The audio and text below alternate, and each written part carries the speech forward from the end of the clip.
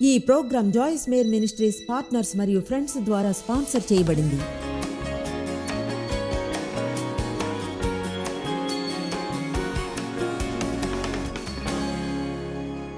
మీకు అలాంటి రోజులు ఎప్పుడైనా వచ్చాయా? మీకు అసలు మీలోని లోపం ఏమిటో తెలియదనిపించినవి, అయితే ప్రజల పట్ల మీకు అత్యంత కంపు కొట్టే వైఖరి ఉండేది. అది ఎలా అంటే, నేను అసలు అదెందుకు ఆలోచిస్తున్నాను, అయితే మీ ఆలోచన ఆఫ్ అవుతుంది. అప్పుడు ప్రజలంటే చిరాకు కలుగుతుంది. ఎలా అవుతారంటే, నాలోని లోపం ఏమిటి? సాతానుకు దాడి చేయడం ఇష్టం. మీకు తెలీదా అతడెప్పుడు దాడి చేస్తాడో? అయితే ముందుగా అతను దాడి చేసేది మనసు పైన. మనసు ఒక యుద్ధ రంగం. ఏం ఆలోచిస్తున్నారో గమనించాలి. దేని గురించి ఆలోచిస్తున్నారో. ఎందుకంటే మీ ఆలోచన కానీ ఎంచుకోకుంటే, చలన రహితంగా అయితే, బుర్ర ఖాళీగా ఉన్నట్లుగా, అపవాది దాన్ని మీ ఆధ్యాత్మిక జీవితాన్ని విషతుల్యం చేసే విషయాలతో నింపడానికి సంతోషపడతాడు. అన్నిటికంటే ఎక్కువగా ప్రజలు నా ఈ బుక్ని కొంటారు, battle field of the mind. ఇతర బుక్స్ కంటే మా వద్ద ఉన్న వాటిల్లో అది నిరూపిస్తుంది ప్రజలకు తమ మనసుతో సమస్యలు ఉన్నాయని. మనకు తెలుసు సాతాను అబద్ధికుడని, ఆలోచనలు యూజ్ చేస్తాడని, మన జీవితంలో నాశనాన్ని తేవడానికి. అతడు విధ్వంసకుడని తెలుసు. అతడు యూజ్ చేసే ఆయుధం బాధ. దాని గురించి నిన్న బోధించాను. సాతాను ఎన్నిటినో నాశనం చేయాలనుకుంటాడని, అయితే ముఖ్యంగా విశ్వాసాన్ని అలా చేయడానికి బాధలు యూజ్ చేస్తాడు. తిరస్కారపు బాధ కావచ్చు, అబ్యూజ్ లేదా బాల్యంలో లేదా ఒత్తిడి వలన కలిగే శ్రమలు, వీలైతే మీ శరీరం పైన. అందుకనే చాలా ముఖ్యం మంచి ఆరోగ్యాన్ని ఉంచుకోవడం. వీలైనంతగా ఏవైనా శరీరం పైన దాడి చేసినప్పుడు మీకు మంచి బలమైన ఇమ్యూన్ సిస్టమ్ ఉంటుంది వాటితో పోరాడడానికి. మనకి ఎమర్జెన్సీ వచ్చేంత వరకు సరైనది చేయడంలో చెడుగా ఉంటాం. మనం దాన్ని దాటి ముందుకెళ్ళి నిజంగా ముందు నుంచే సరైనది చేస్తూ ఉండాలి ఎల్లప్పుడూ. కనుక మనపై అధికారం చేయాలంటాడు. అతని టార్గెట్ తెలుసా? మన చిత్తం. చూడండి, మనం ఆత్మలో, మనకు ప్రాణం ఉంది, ఒక శరీరంలో ఉన్నాం. మనం 3 భాగాల మనుషులం. మీకు ఆత్మ ఉంది, అక్కడే పరిశుద్ధాత్మ నివసించేది, అక్కడే దేవుడి నుంచి ప్రకటన పొందుతాం, అక్కడే మీరు ఈజీగా తెలుసుకుంటారు. అక్కడ మనస్సాక్షి ఉంటుంది, అది చెప్తుంది మంచేదో చెడేదో. అక్కడే దేవునితో సహవాసం చేస్తారు, అక్కడే దేవునితో సంభాషణ చేస్తారు. అయితే మీకు ప్రాణం ఉంది. మీ ప్రాణమే మీ మనసు, మీ చిత్తం, మీ భావాలు, మీ వ్యక్తిత్వం. మీకు శరీరం ఉంది. ఒకరినొకరు చూసుకుంటే శరీరాలను చూడగలం, అయితే మనకెంతో ఎక్కువ ఉంది ఆ బయట కనిపించే ఆకారం కంటే. మీ ఆత్మ మంచి ఆకారంలో ఉన్నా కూడా క్రీస్తుని రక్షకునిగా స్వీకరించారు కనుక అక్కడంతా ఆయన శుభ్రపరిచి పవిత్రంగా చేస్తాడు. పవిత్రంగా లేని ఏ చోట ఆయన నివసించడు. నిజంగా మీకు మంచి మనసు ఉండవచ్చును, నీతిగల ఆత్మ అయిన గందరగోళపు ప్రాణం ఉంటుంది. అప్పటికి గందరగోళంగా ఉండే మనసు ఉండవచ్చును. మీ చిత్తం అప్పటికి మొండిగా గర్వంగా ఉండి మీ భావాలు నాశనమైనవిగా ఉండవచ్చు. విచారకరం ఏమిటంటే, మీ ఆత్మలో ఉన్నది మీ శరీరం ద్వారా బయటకు తేవడానికి అక్కడిది ఎవరికైనా మంచైనా చేయగలది. మీ ప్రాణంలో ఒక కార్యం జరగాలి, ఎందుకంటే మీ ఆత్మలోని ప్రతిదీ మీ ప్రాణం ద్వారా రావాలి. మీకు పరిచర్య చేస్తున్నాను ఎన్నో విధాలుగా, అది ఆ వ్యక్తిత్వం ద్వారా వస్తుంది. నా స్వరం ద్వారా ఈ సందేశం గురించి ఆలోచించాలి, ఎంచుకోవాలి. ఎంతోమందికి అవకాశం వస్తుంది తమ జీవితంలో గొప్పగా చేయడానికి, అయితే వాళ్ళు తమ ప్రాణంతో డీల్ చేయరు. హెబ్రీ 4లో చెప్తుంది, కేవలం దేవుని వాక్యమే ప్రాణాన్ని ఆత్మను విభజించగలదని. ఆత్మని ప్రాణాన్ని ఎలా విభజించాలో ఎందుకు తెలుసుకోవాలి? సింపుల్. ఎందుకంటే మీ ప్రాణం దేవుని గురించి ఏమీ చెప్పదు, అది కేవలం మీ గురించే చెప్తుంది. దేవుడేం ఆలోచిస్తున్నాడో చెప్పదు, మీరేం ఆలోచిస్తున్నారో చెప్తుంది. దేవుడు ఫీల్ అయ్యేది చెప్పదు, మీరు ఏం ఫీల్ అవుతున్నారో చెప్తుంది. అది దేవునికి ఏం కావాలో చెప్పదు, మీరేం కోరుకుంటారో అది చెప్తుంది. మనం దేవునికి ఏం కావాలో తెలుసుకోవాలంటే ఆలోచిస్తాడో ఫీల్ అవుతాడో అప్పుడు మనం మనల్ని నడిపించే దేవుని వాక్యాన్ని నంబర్ 1 చేసుకోవాలి జీవితంలో. అది నేనేం ఆలోచిస్తున్నానన్న దానికంటే గొప్పది, లేదా మీరు నేను వివేచించేది లేదా అర్థం చేసుకునే దానికంటే గొప్పది, నేను ఫీల్ అయ్యే దానికంటే గొప్పది. ఎలా ఫీల్ అయినా నాకు అనవసరం. దేవుని వాక్యం దేవుని వాక్యమే. దేవుడు నన్ను లవ్ చేస్తున్నట్లు ఫీల్ కానక్కర్లేదు, ప్రేమిస్తాడు. నాకు భవిష్యత్తు ఉందని ఫీల్ కానక్కర్లేదు, తప్పక ఉంది. నా గతాన్ని ఎన్నడూ జయించలేను అన్నట్లు ఫీల్ కానక్కర్లేదు, జయించగలరు. అన్నిటికంటే ఎక్కువగా ప్రజలు ఎలా ఫీల్ అవుతారో చెబుతారు. ఆశ్చర్యం, కొన్నిసార్లు మనం మన భావాల దేవుణ్ణి సేవిస్తామా లేక బైబిల్ దేవుణ్ణా అని. ఫీల్ అవుతున్నా అవడం లేదు. అర్థం చేసుకోవాలి, దేవుని వాక్యానికి మర్యాదనిచ్చి గౌరవించడంలోని ముఖ్యత్వాన్ని మన ఆలోచనల కంటే ఎక్కువగా మనకేం కావాలో ఫీల్ అవుతామా కంటే. నన్ను ఎక్కువగా అడుగుతారు ప్రయాణపు విషయాల గురించి. జాయ్స్ ఎప్పుడు ప్రయాణాలు చేయడం గురించి ఎలా ఫీల్ అవుతారు? నేను దాన్ని చేయగల ఒకే మార్గం, ఎందుకంటే నన్ను నేను అడగను ఎలా ఫీల్ అవుతాను అని. ఎన్నో సమస్యల్లో పడతారు. మిమ్మల్ని మీరు ప్రశ్నించుకుంటే ఎలా ఫీల్ అవుతారో. మీ భావాలను ఓటు వేయనివ్వడం ఆరంభిస్తే దాని అర్థం క్రిందకి వెళ్ళే మార్గంలో ఉన్నారు. సాతాను మీ భావాలను యూజ్ చేస్తాడు, కంట్రోల్ చేసి మిమ్మల్ని దేవుని చిత్తానికి బయట ఉంచేలా. నేను పాపువా న్యూగినియాకి వెళ్ళాను కొన్ని నెలల క్రితం. పెద్ద ట్రిప్, 4 గంటల విమాన ప్రయాణం, వెళ్ళడం రావడం, జెట్ లాగ్ పోవడం, జెట్ లాగ్ రావడం. ఒళ్ళు హూనమైపోయింది, నిద్ర టైమింగ్స్ మారిపోయాయి. ఉత్సాహంగా ఉందా న్యూగినియాకి వెళ్ళడం అంటే జాయ్స్? అదెప్పుడు ప్రజలు తెలుసుకోవాలంటారు, దీని గురించో ఉత్సాహపడ్డానా అని. ఆసక్తికరమైన విషయం ఏమిటంటే నాకు వెళ్ళడం గురించి ఉత్సాహం లేదు, అయితే వెళ్ళడానికి నేను కమిట్ అయ్యాను. తేడా ఉంది ఉత్సాహానికి కమిట్మెంట్కి మధ్య. ఆమేన్. కమాన్, మీరు అనవచ్చు, ఉత్సాహంగా లేదా? నేను ఇది చేశాను, మళ్ళీ దానిలోని బాధ నాకు తెలుసు. ఇప్పుడు వెళ్ళిన మొదటిసారి ఉత్సాహంగా ఉంది, ఒకసారి జెట్లాగ్ వచ్చాక ఉత్సాహంగా అనిపించలేదు. ఒకసారి రోజంతా పడుకోవాలనిపించింది, రాత్రంతా మేలుకోవాలని, ఏమాత్రం ఉత్సాహంగా లేదు. అక్కడి నుంచి వచ్చాను, నా కడుపులో ఏదోలా ఉంది. ప్లేన్లోకి ఎక్కాను. ప్లేన్ ఎక్కిన 1 గంట తర్వాత వాంతులు మొదలయ్యాయి. మీరేమీ వినోదంగా చేయలేరు. ప్లేన్లో కూర్చుని 22 గంటలు జబ్బుగా ఉన్నప్పుడు కడుపు నొప్పితో ఏదైనా గుంటలోకి పాకుంటూ వెళ్ళి చావాలనిపిస్తుంది. లేదు, ఉత్సాహపడలేదు. అందులో సిగ్గుపడేందుకు ఏమీ లేదు. దాని అర్థం నా మనసు మంచిగా లేదనేం కాదు. దాని అర్థం నేను ఫీల్ అయిన దాన్ని దాటి జీవించడం నేర్చుకున్నాను.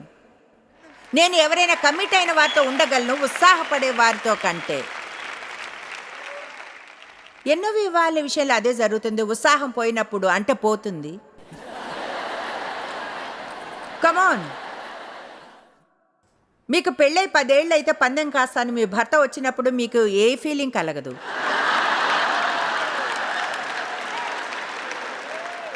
అయితే ఆశాజనకంగా, ప్రార్థనాపూర్వకంగా అది దానికంటే ఎక్కువ, ఎంతో లోతైన గంభీరమైన దానికి వెళుతుంది. డేవ్కి నాకు పెళ్ళై 42.5 ఏళ్ళైంది. చెప్పగలను, ఒకరి పట్ల ఒకరం కమిట్ అయ్యున్నాం.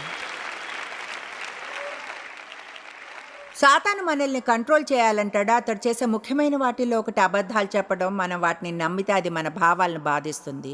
మనం భావుకంగా అయితే అది మన నిర్ణయాలను బాధిస్తుంది.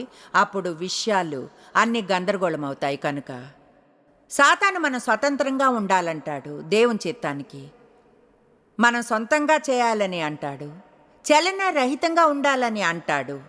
అలా ఉండడం అంటే నిర్ణయాలను చేసుకోవడానికి మీ చిత్తాన్ని యూజ్ చేయరు. బయట శక్తి ఏదైనా కదిలించాలని నిరీక్షిస్తూ ఉంటారు. దాన్ని చేయాలని ఫీల్ అవ్వడానికి వెయిట్ చేస్తారు. అదొక పెద్ద సమస్య ఈనాడు. ఎందుకంటే మనం సోమరులుగా అయిపోయాం. మన సమాజంలో అప్సెట్ అవుతాం. ఎస్కలేటర్ కానీ పని చేయకపోతే మెట్లెక్కి పైకి వెళ్ళాలి కనుక షాపింగ్ మాల్లోకి.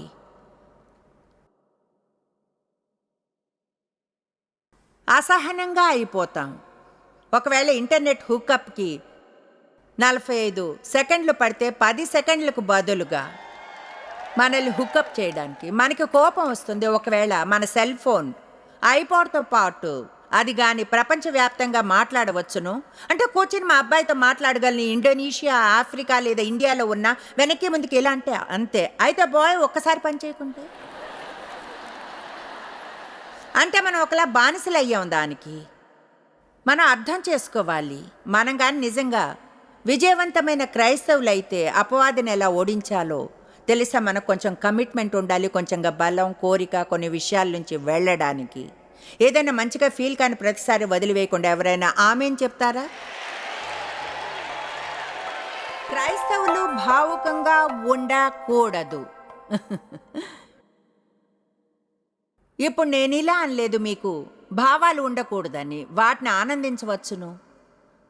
నిన్న దేవుణ్ణి ఆరాధిస్తుండగా భావాలను ప్రదర్శించడం చూసా. నిజం చెప్పాలంటే వాటిని యూజ్ చేయడానికి మంచి చోట అది.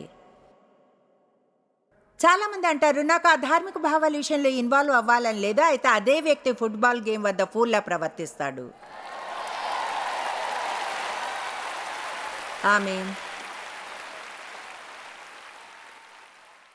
భావకంగా ఉండడం అంటే ఆ భావాల చేత నడిపించబడతారని. ఎన్నోసార్లు ఫీల్ అయ్యే దాని గురించి ఏమీ చేయలేను, అలాగే మీరు కూడా. భావాలు ఎక్కడికి పోవు, అయితే వాటిని ఎలా మేనేజ్ చేయాలో తెలుసుకోవాలి, వాటి చేత చేయబడకుండా. మీరెంతో అభివృద్ధిని చెందారు. తప్పైనవన్నీ ఫీల్ అయినప్పుడు అయినా మీ చిత్తాన్ని యూజ్ చేసుకుని మంచి చేయడానికి ఎంచుకోవచ్చును. మీకు విషయం చెప్తాను, అదే విజయం, అదే శక్తి. సాతాను పైన శక్తి అంటే మనం అతని మీద, అతను మనపై దాడి చేయలేనంత దూరంగా ఉంచే అధికారం ఉందని కాదు. అబద్ధాలు చెప్పకుండా, వ్యతిరేకంగా రాకుండా మనకున్న శక్తి ఏమిటంటే, అతను దాడి చేసినప్పుడు అతనిలా మనం ప్రవర్తించకూడదు.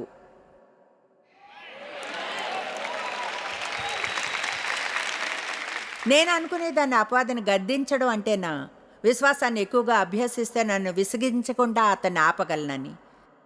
దేవుడు అన్నాడు, కాదు, అతను విసిగించినప్పుడు నీకు శక్తినిచ్చాను అతనిలా ప్రవర్తించకుండా. మన శోధనలు, శ్రమల మధ్యలో మనం దేవునిలా ప్రవర్తించగలగాలి. భావుకమైన వారు ఎన్నో గంభీరమైన తప్పులు చేస్తారు. ఎలా ఫీల్ అయితే అలా జీవిస్తారు. ఫీల్ అయినట్లుగానే నిర్ణయాలు తీసుకుని చివరికి దేవునికి విధేయత చూపరు. నిర్ణయాలు మన స్వభావాన్ని రూపొందిస్తాయి, జీవితానికి చాట్ల అవుతాయి. ప్రేమ ఉదాహరణకు దేవుని వాక్యంలో ముఖ్యమైన అంశం. అయినా ఈనాటి సంఘంలో అది కొదువుగా ఉంది. ఎంతో జాగ్రత్తగా ఉండాలి. సంఘం కేవలం ఒక సోషల్ క్లబ్లా అవ్వకూడదని, వినోదాన్ని పొందడానికి.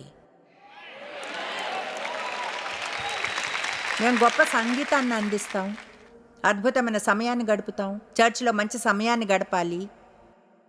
అయితే సీరియస్గా అయ్యే సమయాలు ఉంటాయి. బలమైన దేవుని వాక్యాన్ని వినేవి. అప్సెట్ కాకండి. చర్చికి వెళ్ళిన ప్రతిసారి తీపినే పొందకుంటే. కొన్నిసార్లు మీకు నచ్చని మాంసం, కూరగాయలు కూడా కావాలి. మీరు బహుశా వినని దేవుని వాక్యపు భాగాన్ని వినాలి. అయితే మీరు వినాల్సింది అదే. మనం ప్రేమను గురించి వినాలి, తెలుసుకోవాలి. ఒకరినొకరు హత్తుకునే ఒకలాంటి చిత్తడి ప్రవర్తన కంటే ఎక్కువని. ఇలా అయినా ప్రభు ప్రేమతో ప్రేమిస్తున్నా.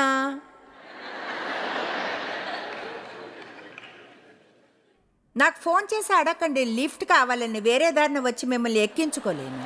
అయితే ప్రభు ప్రేమతో ప్రేమిస్తున్నాను. కమాన్ నౌ. అక్కడ ఎవరైనా ఉన్నారా? ప్రేమ అనేది నేను ఎలా ఫీల్ అవుతున్నానో కాదు, ఫీల్ కానిదో. అది ఫీలింగ్ కాదు, అది ఇష్టపడ్డం. అదేదో సంకల్పంతో చేయవలసింది. ప్రేమలో నడవాలని ఎంచుకోగలరు. మీరు అనవచ్చు, నాకు అసలు ఆ వ్యక్తి అంటేనే నచ్చదు, ఎలా ప్రేమించను? వారు నచ్చినా లేకున్నా వారిని ప్రేమించడానికి దానికి సంబంధం లేదు. ప్రేమ ఫీలింగ్ కాదు, అది ఒక క్రియ. అలానే వారి పట్ల ప్రవర్తించాలని నిర్ణయించుకోవాలి, వారిని గురించి ఎలా ఫీల్ అయినా సరే. చెప్పింది ఎవరైనా విన్నారా? బహుశా మనం ప్రేమను కానీ వివరిస్తే, దాన్ని చేసే విధానం చెప్పాలంటే, ప్రేమ అనేది ఇతరుల పట్ల ఎలా ప్రవర్తిస్తాము అన్నదే. ప్రత్యేకంగా మనం కేర్ చేయని ప్రజల పట్ల ఎలా అని, లేదా మనల్ని గాయపరిచిన వారు, లేదా మన పట్ల మంచిగా ఉండని వారి పట్ల. కొన్నిసార్లు ఇది నా ఐడియా కాదు, ఇది దేవుని ఐడియా. బైబిల్ చెప్తుంది మనం ప్రేమను ధరించాలి అని. దానికి అర్థం ఏమిటి? ప్రేమను ఎలా ధరించగలం? అది నిర్ణయం చేసుకోవడం గురించి మాట్లాడడం. ధరించడం అంటే నిర్ణయం తీసుకోవడం.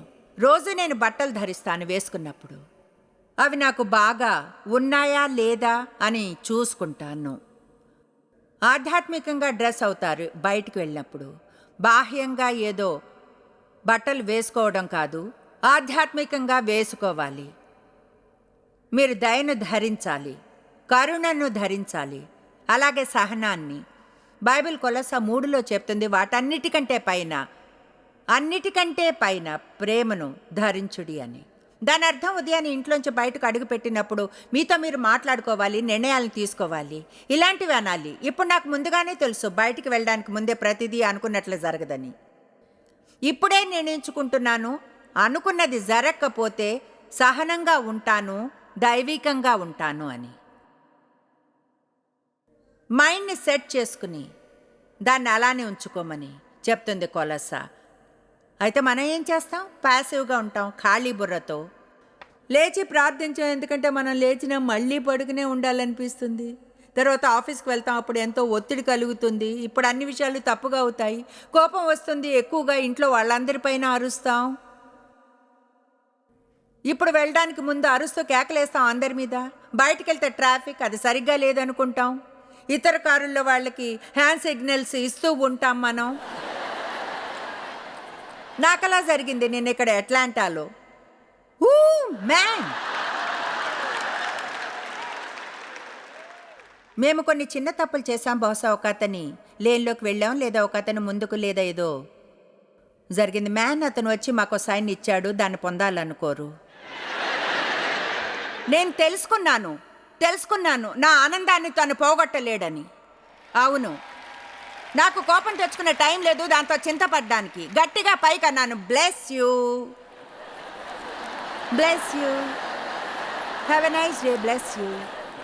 నేను ఏ పాయింట్కి వచ్చానంటే ప్రజల కోసం సారీ ఫీల్ అవుతాను వాళ్ళు అప్సెట్ అవ్వడం చూసి. ఎందుకంటే ఎవరో అసలైతే అనుకోకుండా ఒక తప్పు చేశారు, కొంచెంగా వారి దారిలోనికి వచ్చారు. అయితే ఏమిటో చెప్పనా, బయటికి లోకం పేలిపోయేలా ఉంది. ఏ నిమిషానైనా సరే ప్రజలు దానికి సిద్ధంగా ఉన్నారు. వారి జీవితాల్లో ఉండే ఒత్తిడి వల్ల భావాల చేత నివసిస్తున్నారు, తలకు మించి జీవిస్తున్నారు, ఫీల్ అయిందే చేస్తున్నారు. దేవుని వాక్య ప్రకారంగా నిర్ణయాలు తీసుకోవడం లేదు. తెలివైన నిర్ణయాలను ప్రజలు బయటికెళ్ళి చూసింది కొనేస్తారు. తర్వాత అప్పుల ఒత్తిడి, ఇప్పుడు అందరి మీద కోపం, వాళ్ళ బాస్ మీద కోపమే, ఎందుకంటే కావాల్సినంత జీతం ఇవ్వడని. ఇప్పుడు అది అతని తప్పు, ఆర్థిక ఒత్తిడి వస్తే.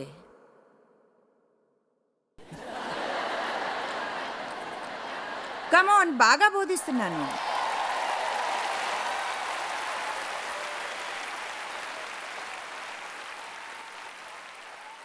అది మీ బాస్ బాధ్యత కాదు మీ పని చేయడానికి ఎక్కువ జీతం ఇవ్వాలి అన్నది.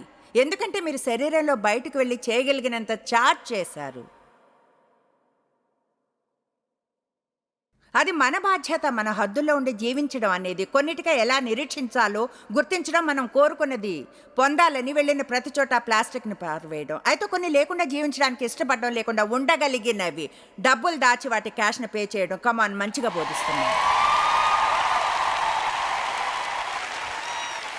కానీ భావాల చేత నడిపించబడినప్పుడు మై గుడ్నెస్, బయటికి వెళ్తారు. మీరు ఆ 70% సేల్ బోర్డ్ని చూస్తారు, చేతికి అందినవన్నీ కొనేస్తారు. సేల్లో ఉంది కనుక బేరాలవి చేయరు. ఒక కథ చెప్తాను. ఒక స్త్రీ భర్త ఆమెతో అన్నాడు, నువ్వు షాపింగ్ చేయడం మానేయాలి, ముందు అప్పుల నుంచి బయటపడాలి. ఆమెను ప్రామిస్ చేయమన్నాడు, ఆమె చేసింది. బయటికి వెళ్ళిన బట్టలు కొనను అని మాల్కి దేనికో వెళ్ళింది, ఆర్డర్ చేసింది ఏదో తీసుకుని రావడానికి. ఆమె అక్కడ ఉన్నప్పుడు ఓ మంచి డ్రెస్ సేల్లో కనిపించింది. సరే, వెంటనే షాప్కి వెళ్ళి వేసుకుని చూసింది. ఆమె ఎలా ఉంటుందో చూద్దాము అని. తెలుసా, అది ఒకలా ఎలా అంటే చాక్లెట్ ఫడ్జ్ బ్రౌనీలని ఇంటికి తెచ్చి వాటిని చూస్తూ ఉండడం, తినకుండా ఉండాలని. ఓ, నేను ఈ కేక్ మిక్స్ని మా పిల్లల కోసం తెస్తున్నా కాదు, అది అబద్ధం. వద్దు, తీసుకురావద్దు. మీ పిల్లలకు కేక్ ఇవ్వాలంటే ఎక్కడికైనా తీసుకుని వెళ్ళి తినిపించండి, అంతేకాని ఇంటికి తెచ్చి కూర్చొని చూస్తూ ఉండకండి మీకు సమస్య ఉంటే. కనుక ఏదేమైనా ఆమె డ్రెస్ కొనుక్కుని వెళ్ళింది. భర్త చూడరు అనుకుంది, చూశారు. కోపంతో మండిపడ్డాడు అతను. నువ్వు నాకు మాటిచ్చావుగా ఇక మీదట బట్టలు కొనను అని.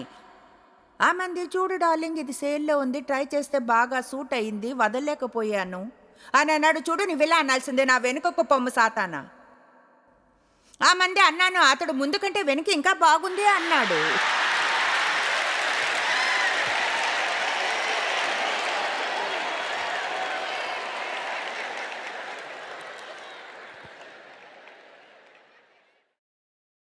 ఆమేన్. ప్రేమని ఎలా ధరించాలో తెలుసుకోవాలి. మంచినే చేస్తూ మంచి ఎంపికలను చేసుకుంటూ కమిట్మెంట్లను ఉంచుకోవాలి. చాలామంది భావుకంగా కమిట్మెంట్లను చేస్తారు. బైబిల్ చెప్తుంది ఏది కమిట్ చేయకూడదని ముందుగా ఖర్చు లెక్క వేసుకోకుండా. అది ఎలా ఉంటుంది? నిజంగా ఎలా ఉంటుంది? గూస్ బంప్స్ పోయిన తర్వాత అది నిజంగా ఎలా ఉంటుంది? పాతదై పోయిన తర్వాత అది. మీకు విషయం చెప్తాను, ఏదైనా కొత్తగా ఉన్నప్పుడు అంటే ప్రజలు కదిలి పనికి వస్తారు. సెంట్ లూయిస్కి మా కోసం పనిచేయడానికి. మరణించే పరమనకు వెళ్ళారని అనుకుంటారా? నమ్మలేకపోతున్నాను, జాయిస్ మేర్ దగ్గర పనిచేస్తున్నానంటే. వాళ్ళు అనుకుంటారు మేము కూర్చొని రోజు 5 గంటలు మాట్లాడుతుంటామని. తర్వాత తెలుస్తుంది నేను కనపడను అని, ఎక్కువగా ఆఫీస్లో ఉండను, ప్రతి చోట మీటింగుల్లో ఉంటాను. అప్పుడు తెలుసుకుంటారు పని చేయాలి అని. మేము రోజంతా మేఘాల మీద తేలుతూ పాడుతుంటామని హల్లెలూయా కోరస్ని. అయితే మేము పనిచేసి శ్రేష్టతను ఆశిస్తాం. ఆశ్చర్యంగా ఉంటుంది అవాస్తవికమైన వాటిని గురించి మనకుండే ఐడియాలను చూస్తే. అందుకనే భావాలతో పనులు చేయకూడదు, ఎవరినో భావాలను ఆధారం చేసుకుని పెళ్లి చేసుకోకూడదు. నిశ్చయించుకోవాలి ఖర్చుని లెక్క పెట్టాలి అని, కమిట్మెంట్ని చేయడానికి రెడీగా ఉన్నారా అని. తెలుసా, మీరు ఏం చేసినా సరే నాకు అనవసరం, మీకు ఎలాంటి ఉద్యోగం మీకు ఉన్నా సరే కొన్ని రోజులుంటాయి మీకు అది నచ్చనివి. దాని గురించి కొన్ని విషయాలు ఉంటాయి మీకు నచ్చనివి. మీరేం చేసినా సరే కొన్ని సమయాలు ఉంటాయి ఒకే పని చేయడంతో అలసిపోయేవి. మళ్ళీ మళ్ళీ మళ్ళీ మళ్ళీ మళ్ళీ మళ్ళీ విషయాల యొక్క కొత్తదనం పోయిన తర్వాత అప్పుడు తెలుస్తుంది నిజంగా ఎవరు ముగింపు వరకు వెళ్ళేలా కమిట్ అయ్యారు అన్నది. దేవుడు చేయమన్నది చేయడం ఆరంభించాలి. మనం అది చేయాలంటాడు. భావాల చేత నడిపించబడ్డమ్మా అని ఎవరైనా ఉన్నారా చెప్పగలిగేవారు మీ భావాలు కొంచెం సమస్యని ఇస్తాయి అని? కొన్ని వివరాలను సెట్ చేస్తాం ఫీలింగ్స్ మీద. ఫీలింగ్స్ వాటికి మనపై అధికారాన్ని ఇవ్వడం ఆపాలి. ఎందుకంటే ఆధ్యాత్మిక పరిణితి ఉండదు భావాలను అనుసరించినంత వరకు. దాన్ని మళ్ళీ చెప్తాను, మనం తెలుసుకోవాలి తప్పుగా ఫీల్ అయిన మంచినే చేయడం ఎంచుకోవాలని. ఈనాటి బోధన మీకు సహాయకరంగా ఉంటుంది. శత్రువు పథకాల పట్ల జాగ్రత్తగా ఉండి అతన్ని నిహత్తుడుగా చేసే శక్తి మీకుందని. 1 యోహాను 4:4 చెప్తుంది, లోకంలో ఉన్నవాని కంటే మీలో ఉన్నవాడు గొప్పవాడు అని. జాయిస్ మేర్ మినిస్ట్రీస్లో మీరు మాకెంతో ముఖ్యులు. మిమ్మల్ని అభినందిస్తున్నాం. మా ఫ్రెండ్స్కి పార్ట్నర్స్కి థ్యాంక్స్. ప్రపంచవ్యాప్తమైన ఈ పరిచర్య సాధ్యమయ్యేలా చేసినందుకు. అందరం కలిసి ఆకలిగొన్న వారికి భోజనం పెడుతున్నాం, బీద వారికి బట్టలిస్తున్నాం, దేశాలకు సువార్తను పంచుతున్నాం. ఈ రోజే సంప్రదించండి joycemeir.org. ప్రార్థనా నివేదనల్ని మాతో పంచుకోండి. మా సాధనాల గురించి తెలుసుకోండి. జాయిస్ సభల షెడ్యూల్ని తెలుసుకొని మాతో పార్ట్నర్ అవ్వండి. ప్రపంచమంతా క్రీస్తు ప్రేమను పంచడానికి. ఈ programme Joyce Meyer ministries partners మరియు ఫ్రెండ్స్ ద్వారా స్పాన్సర్ చేయబడింది.